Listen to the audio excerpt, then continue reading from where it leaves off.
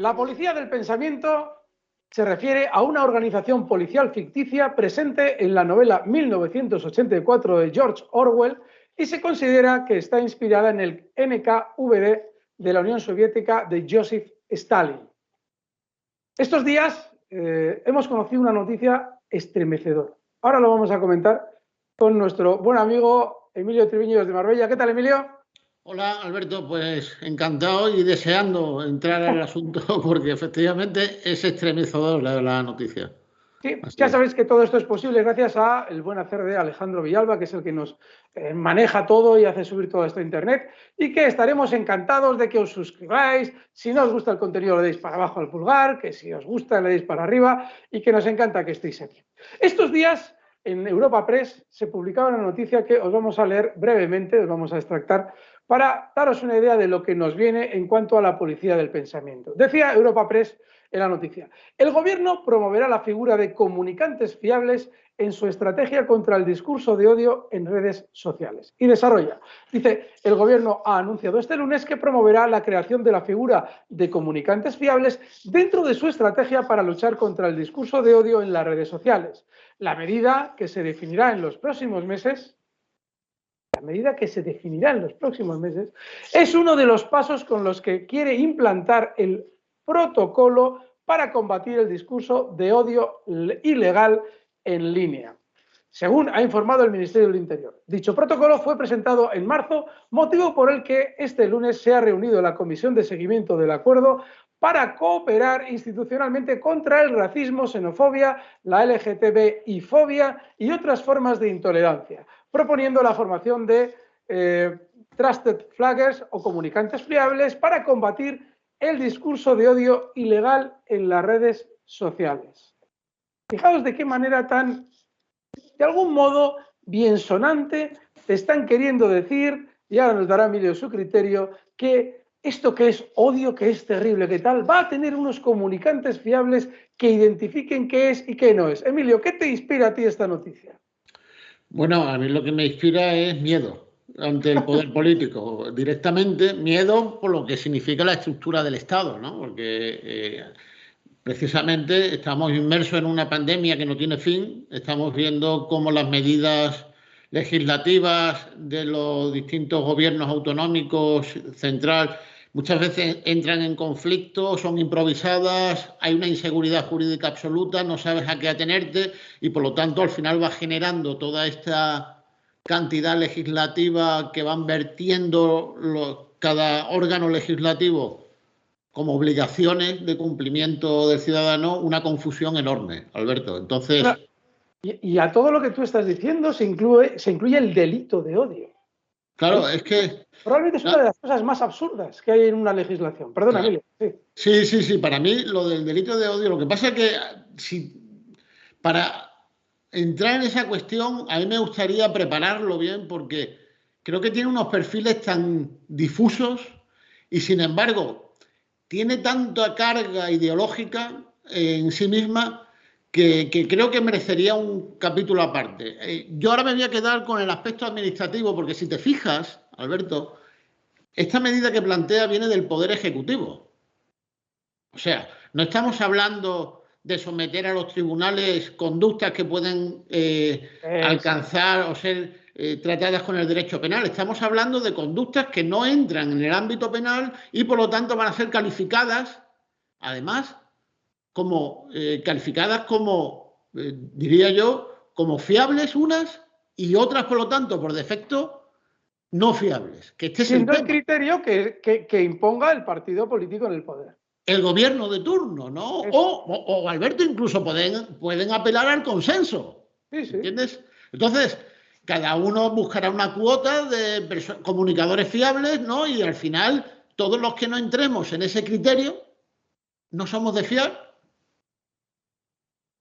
No, de hecho, claramente, fijaos, cuando de refilón se habla de discurso de odio, que es una enteleque, es una especie de idea que más o menos todos podemos llegar a comprender, pero en el momento en el que no es algo rigurosamente concreto y entra en interpretaciones, se está sacando de la vía judicial. Me lo explicaba antes Emilio, y dice, joder, es que están sacando algo que ya se ha incluido en la vía judicial, que es el delito de odio, a la vía política, en la que un ejecutivo va a decidir por unos comunicantes fiables que le van a chivar lo que tú estás diciendo dejando de decir. A partir de ahí entra el consenso. Es decir, si yo digo, y lo digo con bastante criterio, yo, lo dice Emilio, que no vivimos en una democracia, estamos expuestos directamente a ser considerados dentro del discurso del odio.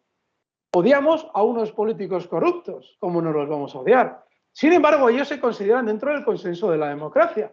Luego, quien hable negativamente de ello está dentro incluso del concepto de odio que estos señores que el gobierno ha nombrado van a calificar como tal o como no tal.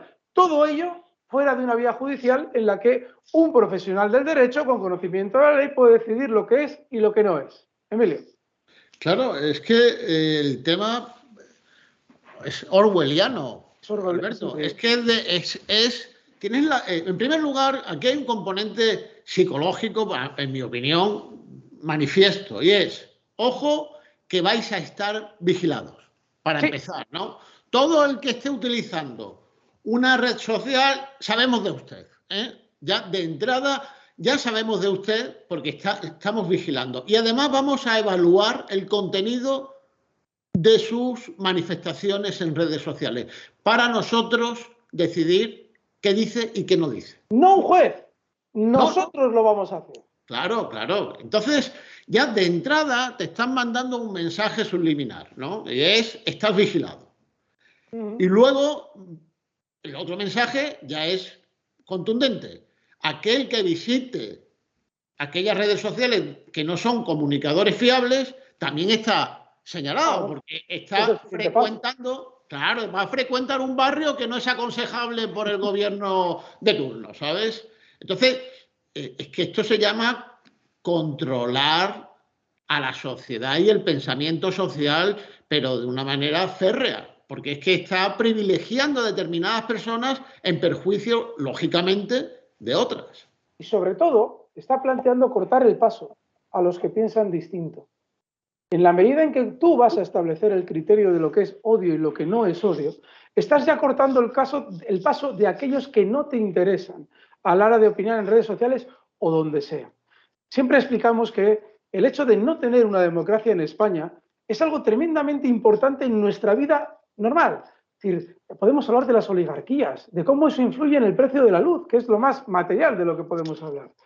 Pero si se corta el paso a las ideas de libertad, calificándolas, llegado el caso, como discurso de odio, porque las ideas de libertad son el rechazo de la imposición de un control de pensamiento como este, ¿cómo va a haber libertad? ¿Cómo puede llegar la democracia? ¿Cómo puede haber una separación de poderes en la que un ejecutivo no pueda tocar nunca nada de lo que deba intervenir un juez, como es este el caso?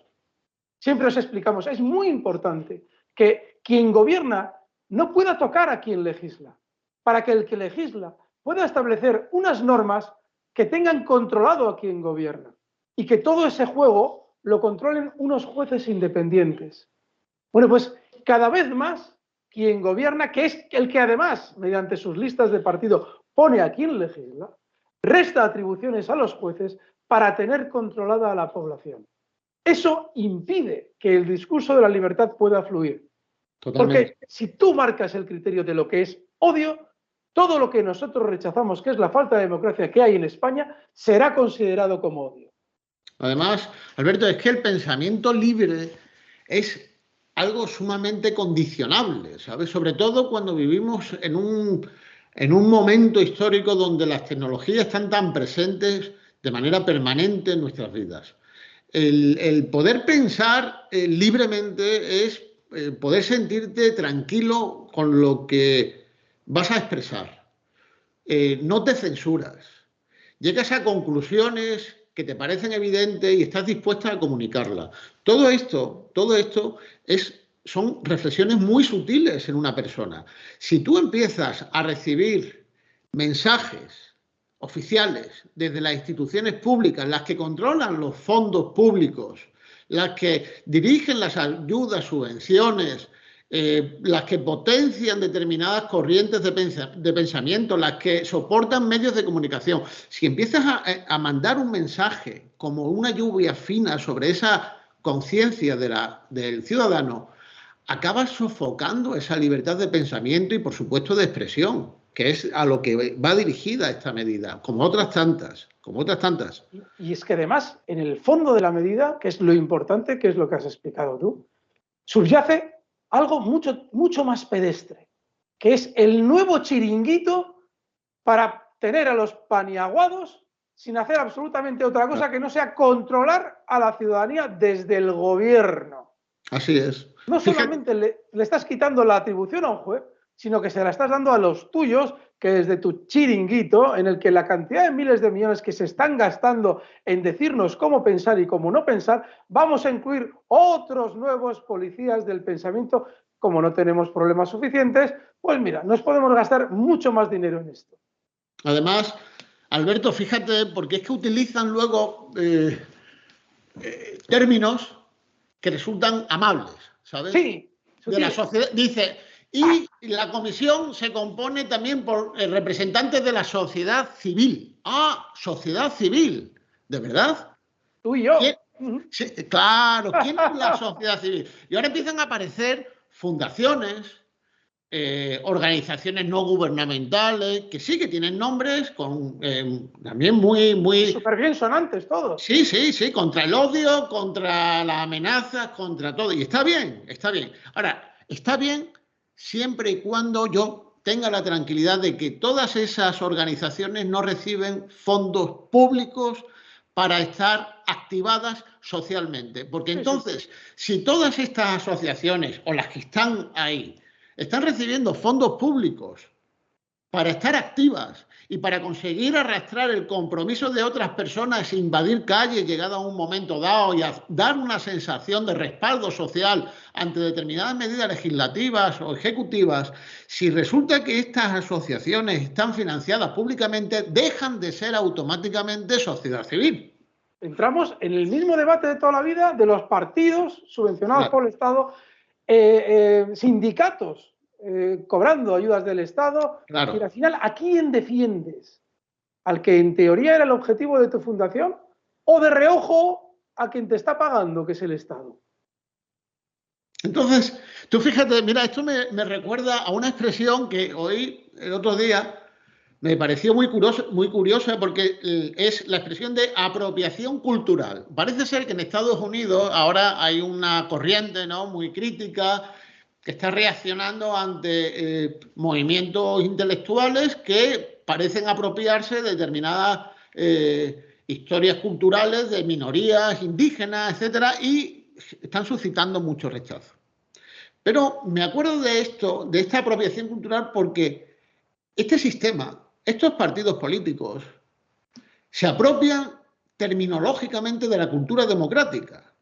Claro. Donde no hay democracia, se están envolviendo permanentemente en términos como consenso democrático, en términos como sociedad civil, en términos como representación social. Entonces, están permanentemente... Respeto a las minorías y cosas claro, se apropian, efectivamente, ¿entiendes?